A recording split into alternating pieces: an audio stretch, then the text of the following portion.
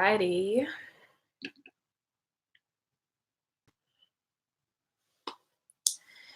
And we are live. And now let me just go live on Instagram.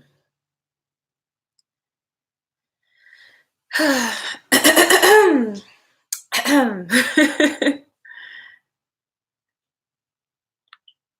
you guys give me just 1 second while I get everything up and running.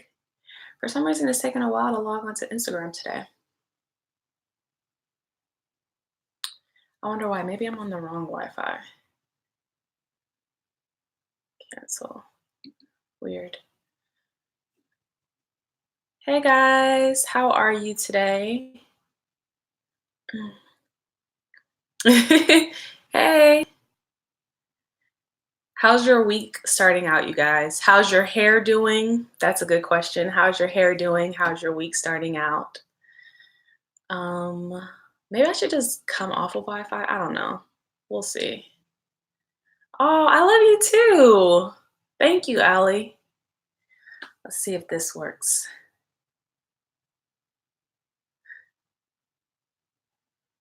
I don't know what's up with my my Instagram live. It's like not working for some reason.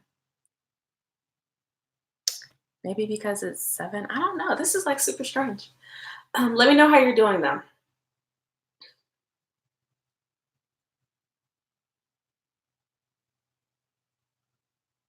I think I'm just gonna come off of Wi-Fi. I don't know. Yeah, I'm just gonna come off. I watched your video of you straightening your hair. Oh, wow, that was like a while ago. I remember that video was like years ago. That's cool that you're still watching it. Yeah, it was my Wi-Fi. Okay, so I'm just gonna type something on Instagram. Let me see. 3 ways. Let's see, ways you're self-sabotaging. Hey, you're natural. Hey, Lavinia. Hair lowered. Hair. Hey, y'all. I'm just typing the topic, natural hair journey. Yeah, cool. All right, give me 1 second. Whew. Man, come on, pin yourself. There we go. All right, cool. Now we're ready. Hi, Safi. I love your hair. Thank you so much. All right, you guys, how are you? It took me a second to get into here. So I'm going to just go ahead and get started. But basically, today I'm going to be talking about a few different ways you may be self-sabotaging yourself when it comes to your natural hair journey, your natural hair health, and even your natural hair growth. So I'm on YouTube and Instagram right now. And let me know how you guys are doing in the chat. Let me know that you're in here. And I want to just go ahead and get started. Honestly, I'm kind of tired. I've been like going all day. And now I'm like, ooh, kind of hitting the wall. But I wanted to still come on here and talk to y'all because I think it will be helpful. So the very first reason that I'm going to talk about, and I'm going to get comfortable. The very first reason I'm going to be talking about of how you may be self-sabotaging your hair is, I think, the largest reason, and also something that we don't think about, and that's negative self-speak. So the thing about your hair care and the thing about any goal in life, I talked about this in one of my most recent videos, is what you think is what you do, is what you live. So the things that you think about your hair are going to turn into actions that you do by your hair, and that's going to turn into your reality with your hair. And I think that we don't take that into consideration when we're speaking with our friends or speaking with family members, because I've heard a lot of people say, you know, like, my hair could never do that, or my hair is bad, like my hair is just like, I don't know, like defeated. You have a defeated mentality around your hair, and you express that in the words that you speak around your hair. And that is main reason of how you're self-sabotaging yourself, because what you think about your hair is how you approach it. So if you feel like your hair couldn't be healthy, most likely you're not going to take that much time to figure out how to make it healthy. You're just going to accept that it has to be that way. And you're going to end up in this cycle of truly wanting something but never actually getting it because you keep telling yourself that you can't have it. So how you feel about yourself is very important. How you speak about yourself is important. And I think you don't want to, like, in an effort, I feel like in an effort to make conversation, sometimes we put ourselves down, especially as women. Like, just to relate to somebody, we'll talk about like how, oh yeah, like I can never have that, or yeah, me too, girl, like that just doesn't work for me. Like, no, when you say things like that, that's what happens. So you have to be very careful with that. And people on YouTube are like, yes, positivity is key. Yes, it really is. You have to speak life into your hair. You have to nurture your hair. And yeah, you got to be careful with that. Be careful with your words. So the next, and another thing too, is when you speak badly about your hair, it puts you in like a low vibration as well. So like you can bring your own vibes down, you can bring your attitude down, and it makes it harder to accomplish things. So keep your vibes up. Always, always keep the vibes up. And if you find that your vibes are going down, you need to separate yourself from whatever is causing that. Excuse me. And bring your vibes back up. So the next reason how you can be self-sabotaging your hair is because you're ignoring the problem. So it can be real easy when you feel some type of way about your hair, or where you feel defeated, or you don't lack the confidence with your hair, to just try to ignore it. And that could be skipping wash days because you know your wash day is going to be terrible because you don't know what you're doing. So you skip your wash day week after week, and sometimes you go 3 to 4 weeks without washing your hair. And then of course, after a month, the situation is only worse. And then you kind of, what's the word? You fulfill the prophecy of what you thought about your hair. Again, words are coming into play. Because you thought that it was going to be a terrible wash day, you put the wash day off, and now 1 month later, this wash day is terrible because it's been 4 weeks since you cleansed your hair and detangled your hair. You may also like kind of turn your eye to breakage or things that you know shouldn't be happening with your hair. When your hair is really dry, you just kind of ignore it because you don't know what to do. And not addressing the problem is not going to help you. It's just going to make the problem worse. But I completely understand that a lot of times we can get like discouraged and disheartened, and it just seems like the easiest thing to do is ignore your hair, but because there's no solution. But there is a solution, and the solution for many of you could be in the YouTube videos that I have just researching throughout my channel. I have like 130 something videos that could possibly help you, or booking a consultation call with me. So you don't have to struggle by yourself. There is a solution, but you can't ignore the problem, or else it's just going to keep getting bigger and bigger.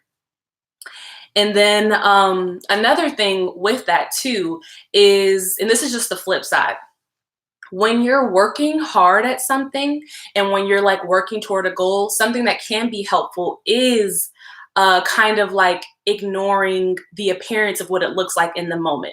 So this can be helpful in certain instances. And what I mean by that is like when I first, when I first went natural, can y'all hear me? Oh, yeah, I think y'all can hear me. I hope so. Nobody else said something. But when I first went natural, my hair was really short. And when I first went natural, I also struggled with acne. So having like short curly hair and acne, and being in high school, and like being one of the few people who had natural hair back in that time period, and not knowing what to do with my hair, like it was a lot going on. And mentally, I really wasn't confident in my hair, but I knew that I had, I'm sorry that you guys couldn't hear me. I didn't even know. I knew that I had a goal of growing my hair healthy. So as I was working through that goal, I kind of just like blocked out how I felt in that moment. So I wouldn't like, if I didn't really like my hairstyle, instead of like staring at my hair every time I passed the mirror, I would kind of like quote unquote ignore my hair, just because there are times where you're going to have growing pains. And when you focus on like where you are in the moment, it can cause you to feel discouraged to the point where you don't want to continue. So it can be helpful to quote unquote ignore your hair, but only when you're working toward a goal and you have a plan. It can be very helpful. So I just wanted to throw that out there. Okay, let me know if the glitch happens again, you guys. Okay, perfect. So the next way that you could be self-sabotaging your hair is you could by skipping your trims and by not cutting your hair when you know or you may not know that your hair needs it. And this I feel is something that happens more often than not, truly.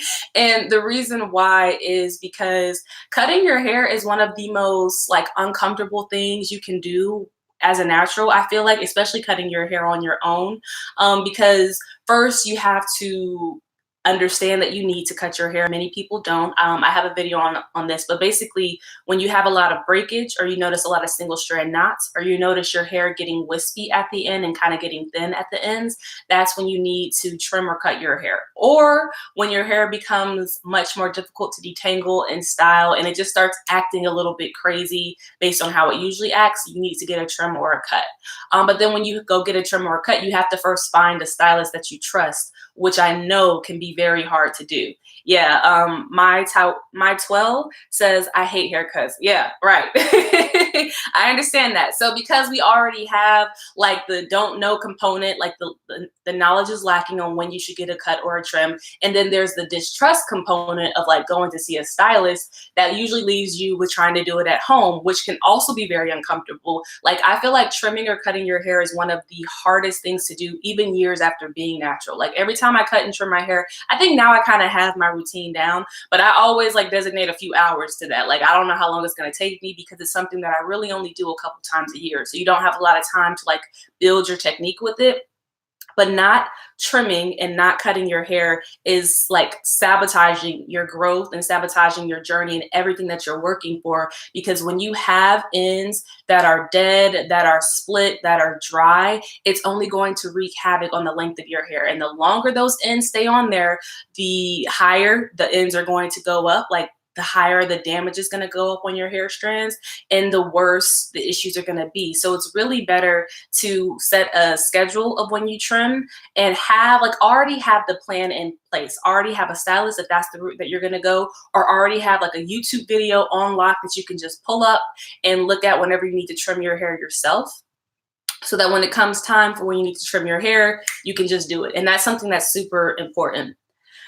So some people on YouTube, Elaine is saying, so true, because in the word, God tells women our hair is our glory, and it will also help to pray over your hair. Someone says, I plan on trimming my ends, but I have a summer cold. Yeah, I don't trust stylists. Last time I got a trim, I also got heat damage. Oh, that sucks. I'm sorry that happened. And since then I've never got a trim. Yeah, so I have a video on my channel. I feel like I have two videos on my channel of how to trim your hair. One is like a talking video, so you can like really see how I do it step by step, and another video is like an edited video. So you can just search like trim power in your curl on YouTube and you'll be able to find it. But the thing about trimming is just take your time and use small sections and use shears that are dedicated for cutting hair. And then you kind of just have to practice yourself and really take your time with it. So another way that you may be self-sabotaging your hair, these are, I have two bonuses. I already gave you guys 3 reasons how you could be self-sabotaging your hair. I'm gonna give you 2 bonuses. So one bonus is that you're not tracking what you're doing with your hair. And this is something that I feel doesn't really get talked about a lot, but it's really hard to keep up with everything that you do like week to week with your hair. And I know for me personally, and for the women in my course and in my curl coaching, you begin to get the biggest results when you start tracking what you're doing, because then you're able to piece things together. So like if you use a new conditioner and then you notice that your hair is dry or it's really hard to detangle that week, you can see, okay, this conditioner doesn't work. And then you're able to learn what your hair does and doesn't like. And then you can kind of look at the ingredients. You can kind of compare that the next time you go shopping and say, oh no, I know my hair doesn't like this particular ingredient, so let me bypass this product. Then you're able to save yourself time and save yourself money. So not tracking what you're doing is also something that's holding you back, because you're really making yourself run around in a circle, trying some of the same products, trying some of the same ingredients, because you're not being really attentive to what you're doing with your hair. And that's funny. There's a question in here about cutting your hair that is asked on both YouTube and Instagram. So Caramel Mocha says, which way do you prefer as trimming on curly or straight hair? I think it just depends on how often you wear your hair. So if you wear your hair curly the majority of the time, you want to trim it curly. If you wear it straight, you want to trim it straight. But at the same time, like if you don't, at the same time, unless you're getting your hair like cut into a, like, excuse me, yeah, cut into a certain style when it's straight, it will still look fine curly. Like I got my hair cut straight for 2 years, and because I kept my hair like one length, it was fine. So it's really how you're comfortable at the same time as well. Like if you're comfortable with straightening your hair, you can definitely straighten your hair and have it trimmed and then just wear it curly. And then someone on YouTube, Maximiliano, says, oh, that's cool. Would you recommend getting your curly hair cut while dry or wet? I was told dry because you can tell how much the hair will fall as opposed to wet, which tends to shrink. Honestly, I think that it depends on the stylist that you go to. I know stylists who cut their hair damp. I know stylists who cut their hair blow dry, people who cut it dry. So it depends on what stylist that you go to. I think that it's better to cut it dry because you can just see how the hair is going to come out and look, and there's like less guesswork. But I've also seen people do it wet. So it's whatever you're comfortable with. And my 12 says it's very difficult to track your hair. It's so much work. Yeah, it is. It can be. And what I like to do is like just pick a time every week, like at a certain point in your hair journey, excuse me. So what I used to do is basically when I used to deep condition my hair, I had to sit under the dryer for 45 minutes anyway. And I would just write down my tracking for that week on that day. Every single time I deep conditioned my hair, I was writing down everything I was doing with my hair. That way it was more of like a scheduled thing. And because I had to sit there anyway, I just took the time to do that. But you do have to put in a little work to get the work on the back end. That's kind of how it works. And so the last way that you may be self-sabotaging yourself is self-sabotaging yourself. Self-sabotaging your natural hair journey is by thinking a new product is going to save you. This is so important, y'all. Like, oh Lord, this is important. So what you guys really have to know is that marketing,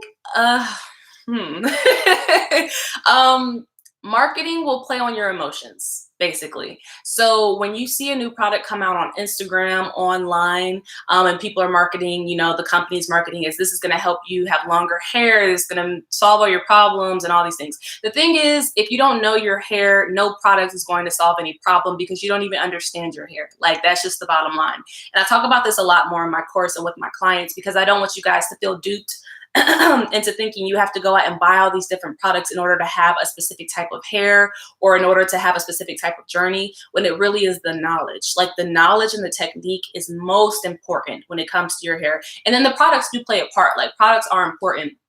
But you don't buy a product because the marketing tells you that that's what you need. You buy a product because the consistency matches your hair porosity or your hair strand thickness, or the ingredients go well with your hair identity, or it fits like the way that you layer your product. So like one thing I'll say is I don't really like to use creams because they're too thick. So I don't really need creams. But there are a bunch of creams on the market that get marketed all the time. And if I didn't understand my hair, I would be buying these creams thinking that that was going to help me with moisture, when really all I have to focus on are like leave-ins. Like I can just get a good set of leave-ins and I'll be fine. So I just want you guys to know that a product is not going to save your hair. A stylist also, I'll talk about that in a second, but I really want to just drive that home. Like buying a product is not going to all of a sudden change things around in your regimen. And then you can really get disappointed when you buy that product and you spend the money and it's the same thing, like you're getting the same results that you usually do because you still don't know your hair. And then the next thing that I wanted to talk about is it's the same with stylists. So I know that sometimes people feel like, oh, I can just rely on a stylist 100% of the time, and then they'll just tell me what I need to do and I'll be good. And there are some stylists like that. I've actually met some stylists who really do like, they educate like very thoroughly, but most stylists are not like that. And even the stylists who do educate thoroughly, you only see them for a few hours at a time every 2 to 3 to 4 months. Like you're not working with them consistently. So a stylist relying 100% on anybody is really going to set you up for failure because you still don't know your hair. Like that's just the point of it all. So yeah. So Natural Larisha says, yes, that's true. My thick hair loves thick and creamy products. That's good. It's good that you know that. And then Caramel Mocha says, do you still journal and take pictures using that app? If so, what's the name of it? So the app that I used to use, when I was going through the second stint of my healthy hair journey back in 2015, I used to use the Hair Journal app. And I don't use it anymore. Honestly, I feel like they just stopped updating it because the app doesn't really work anymore. But I keep it because all my pictures and things are on there. So I don't really track my hair anymore because I've gotten to the point where I just really know my hair. And I can kind of keep up with it in my head because I don't usually change anything. And then if I do, I'm really diligent and just paying attention to my hair, and I can determine whether or not I like it. And if I don't, I just never do it again. And then if I do, I just keep it. So I don't necessarily have to journal anymore, but it's really helpful when you're in the beginning stages of learning your hair. Devin said, hey Devin. So yeah, that was basically it, you guys. I just wanted to come on here and let you know some different ways that you could be setting yourself up for failure before you even start. I am tired, y'all. I need to get off of here. I just want to talk about ways you could be setting yourself up for failure before you even start. And I also just wanted to give you guys the opportunity to ask any questions about your hair. So if you have any questions, any issues that you've been dealing with, leave them in the comments now. And if you're someone that, who's interested in curl coaching or working with me through Master Your Magic, which is my 6-week online natural hair course, I also want to let you guys know that you only have 5 more days to book a hair consultation with me. So you can join the group for June and July. So basically next week, I'm going to be starting my 6-week, the second wave of my 6-week natural hair program. And you have to book a call with me this week if you want to be included in that.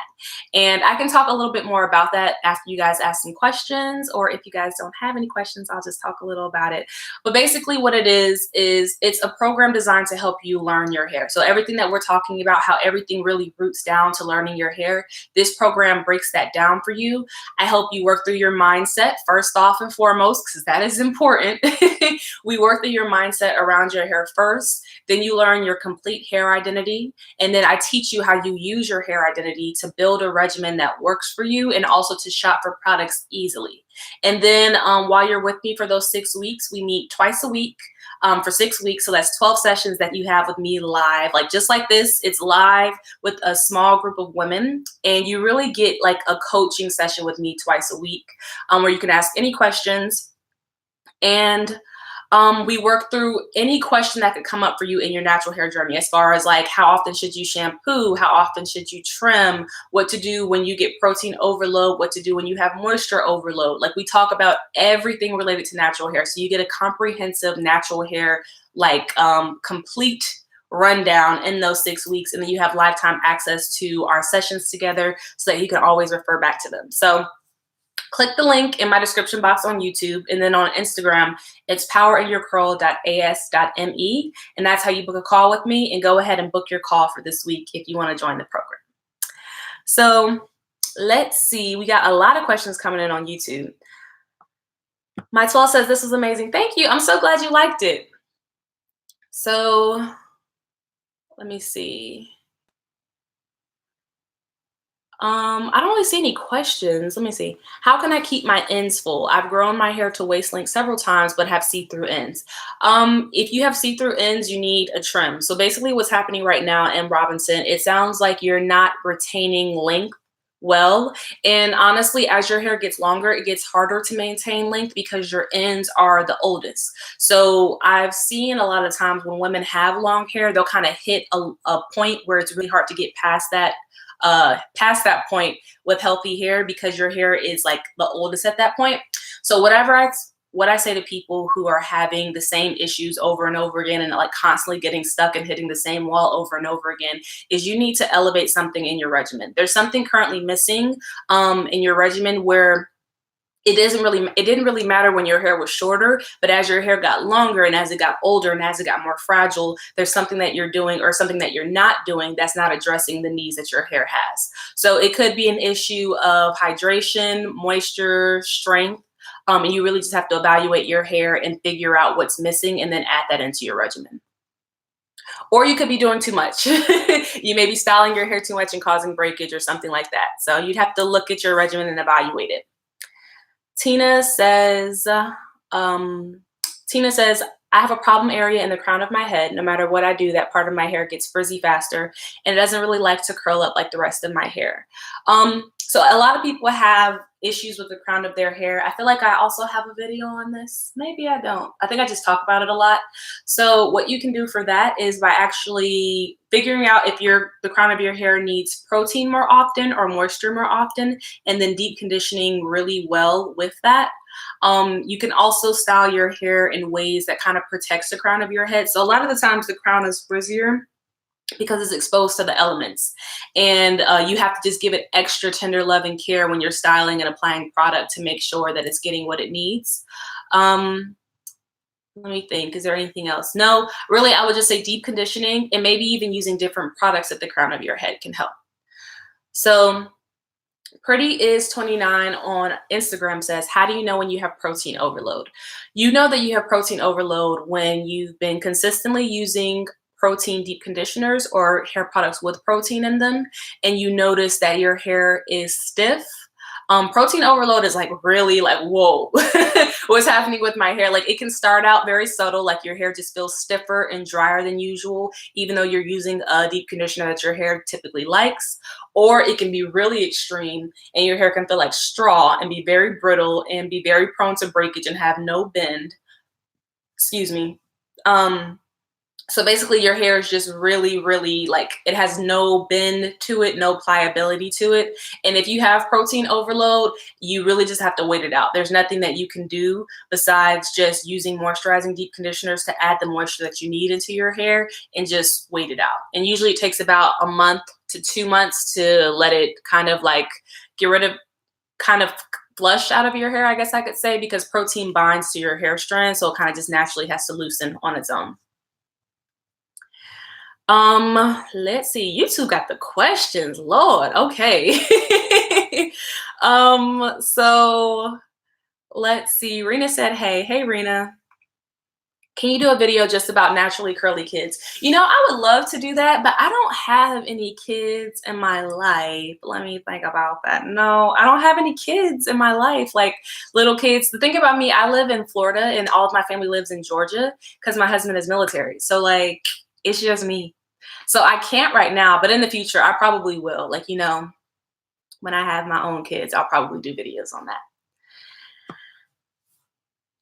Let's see.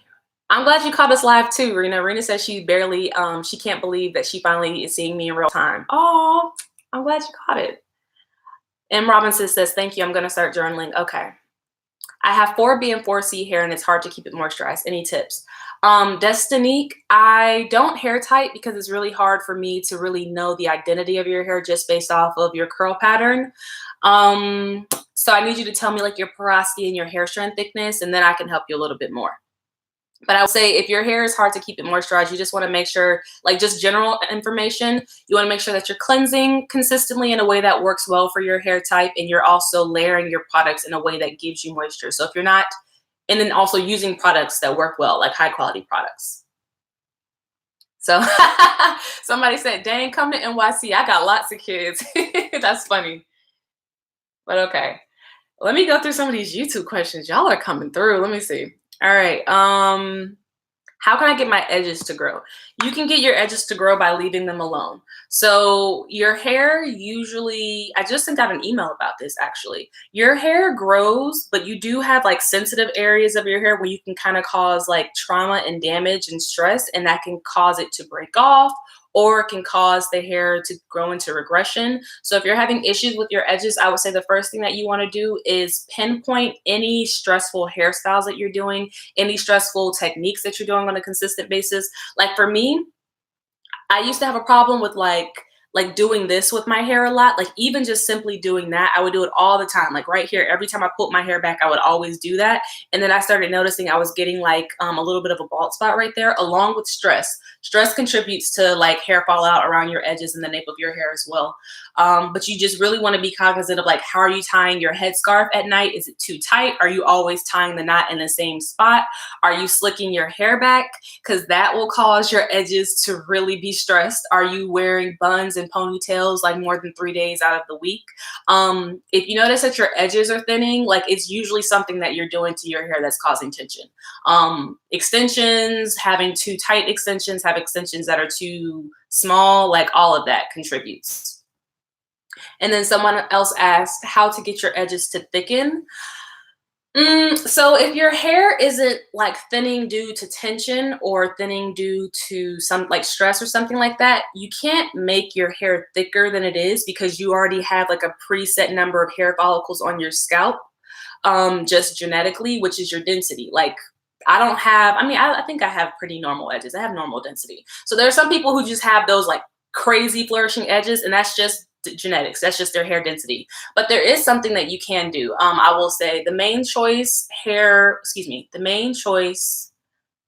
metabolism. Wow, why can I remember? I think it's called Metabolism Plus. Those are their hair vitamins. I've taken those hair vitamins for like 2 or 3 years on and off, and I've never had any negative side effects with them. And those vitamins, I do notice, make your hair feel thicker. And the reason why is because of the vitamins that are in the vitamin. There are certain things I have to like look at the outline of it. Like they have folic acid and these certain ingredients that do help like with putting an additional coating over your hair as it's leaving your scalp. It's a whole scientific thing, but that can help essentially. So hair vitamins can help. They definitely can help. And I specifically recommend the Metabolism Plus. My edge is thin due to relaxers and chemicals. So I would recommend possibly also seeing like a trichologist or a dermatologist. I know that there are like alopecia doctors as well, because it may be like, that may be a deeper thing if you're having like chemicals on your scalp and things like that. So you may also want to talk to a professional to see if there's something else you can do to stimulate that growth. And then you can also do scalp massages. Those help out a lot. So when you do a scalp massage, you really want to like actually massage your hair. Don't just rub, actually massage. Like the goal is to get the blood flowing, because blood helps to stimulate hair growth. And you can use something like carrot oil and lavender oil. Lavender essential oil is really good for accelerating hair growth, and then carrot oil is really good for your scalp. It's very lightweight, and you want to use lightweight oils, not something thick like a Jamaican black castor oil. Unless that works for you, I don't recommend that, but if it works for you, it works. And then just you can do like 20 minutes every day, 5 times a week, and that could really help as well. So let's see. Larisha says, I recently had to use a clay mask to remove the protein overload from my hair using rice water. And I was going to say that too. I think things like apple cider vinegar can help like strip out the protein. It won't get rid of it completely in one go, but it can help like strip it out. Amara says, I'm having a lot of trouble growing my hair. I deep condition, I oil, I do protective styles, but never see a difference. What should I do? Amara, one, I would say you should probably sign up for a consultation call with me, to be honest, because that's exactly who I help. I help women who feel like they've been doing everything right and they're still not getting results and they don't know why. I like to help women who've been natural for years and they've been kind of stuck in the same place. So I would say you would get the best results by booking a call with me. That way I can go deep into your regimen. But I would say if you deep condition, you oil, you do protective styles, your hair is essentially not getting something that it needs. That's basically what it is. And your hair, it seems like it's probably breaking off at the same rate that it's growing in. So you could be using the wrong products for your hair identity. You may not have the proper cleansing schedule, so it's blocking out moisture that you put into your hair. There could be a lot of reasons, to be honest. I feel like I have a video on this. Let me think. I have a video. Yeah, I just put up a video on reasons why you feel like your hair isn't growing. I would watch that video and also just watch some of the videos on my channel to kind of like see if you can connect with anything, but I would really have to know your regimen to let you know what you should do. Alrighty. So I'm gonna take a few more calls. I'm gonna take a few more comments and then I'm going to go.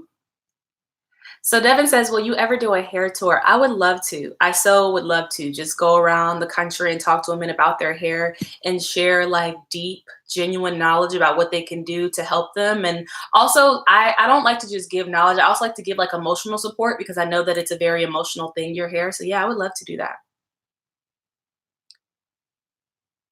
Let's see.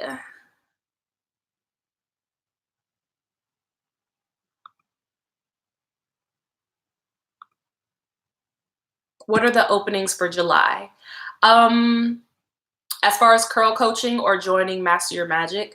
So if you want to work with me by yourself, you can book anytime. I take one-on-one clients like pretty much anytime. But as far as my group coaching, I do those like at a specific time. So for July, you would be registering for my August cohort. So right now I'm booking for my June, July class. And then in August, I'll be booking for the August, September class.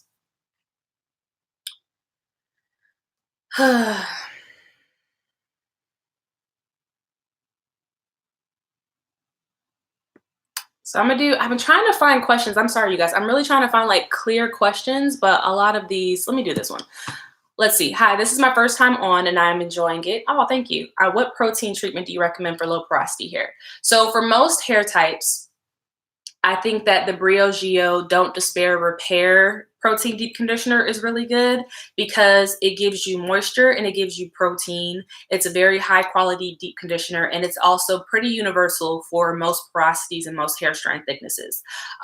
So something that would be uh, I really like that one. I'll just say that. Something that would be like a cheaper alternative to that is the Mielle Organics Babasu and Mint Oil Deep Conditioner. But I truly think that the Briogeo one is worth the money because it makes a more drastic difference quicker. So that's the one that I would recommend. And then also use it with heat, Tamika, because you have low porosity hair. And then Nisi says,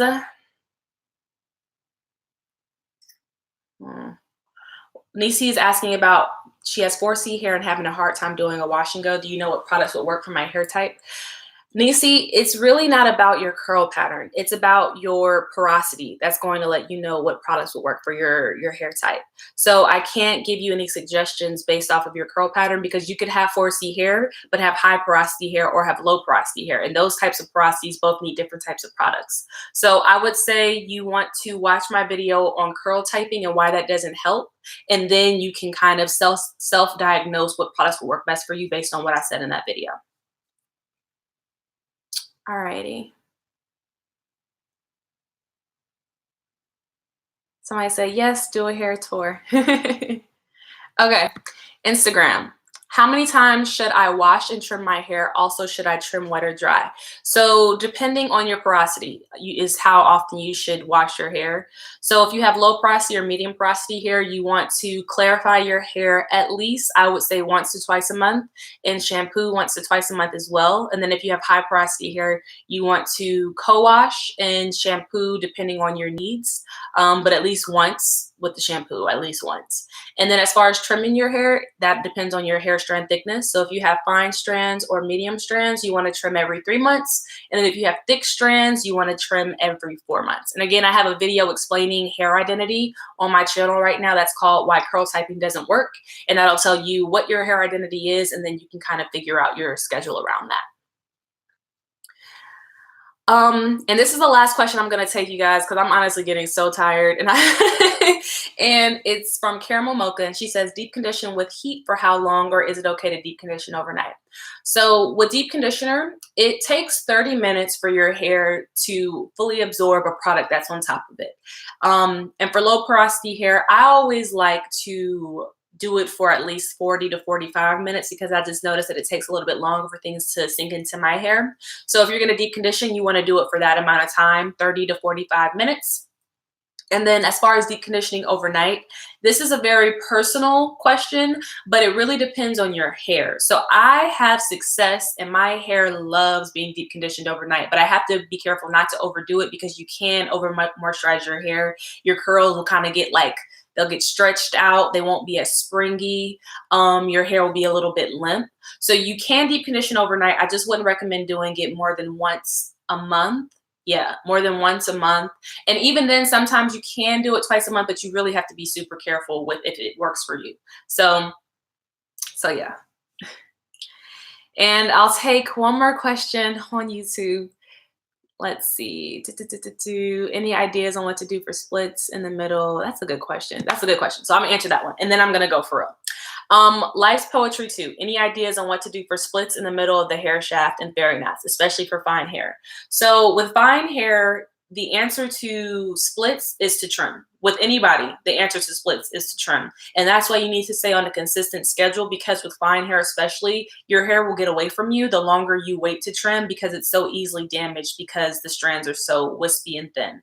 So for fairy knots, you really don't have to worry about it too much. If you have like a normal amount of fairy knots, you will never be completely rid of fairy knots, or single strand knots. That's another word for it. But if you notice that you have like an excess of them, you just need to trim them out. That's all you can do about that. And as far as splits in the middle of your hair shaft, you have to trim that out as well. And I've experienced that, and it's very, very frustrating. But basically, splits in the middle of your hair shaft is letting you know that your hair is damaged. Like there's something that you're doing to your hair that it doesn't like. And it may be the way that you're detangling. It may be the products that you're using. It's some type of mechanical damage that you're doing to your hair that's causing those splits in the middle of your hair shaft. So you would just have to grow that out and then cut gradually. I don't know if I would recommend cutting it all off at once until you figure out what the issue is and then solve the issue. Because if you cut all your hair off and then you're still doing the same regimen, you're probably just going to cause the same hair shaft splits all over again. So yeah. All right, you guys. I am going to go. I really appreciate the fact that you guys tuned in and just hung out with me. This video may not have been as organized as it usually is when I go live, because like I said, like I am like real tired right now. So I feel like my head was kind of spacey, but I do appreciate y'all and I love y'all for real. Thank you for showing up, and especially YouTube. Thank you for asking so many questions. If you have more questions, I would say put them under my video that's up right now. I'm probably going to go through my comments later this week, and I'll answer some questions there as well. So I love y'all. I'll see you later. Thank you, Caramel Mocha. Have a good day. Have a good night. I'm about to go walk around outside and like chill before I eat dinner. So I'll see y'all later. Bye. And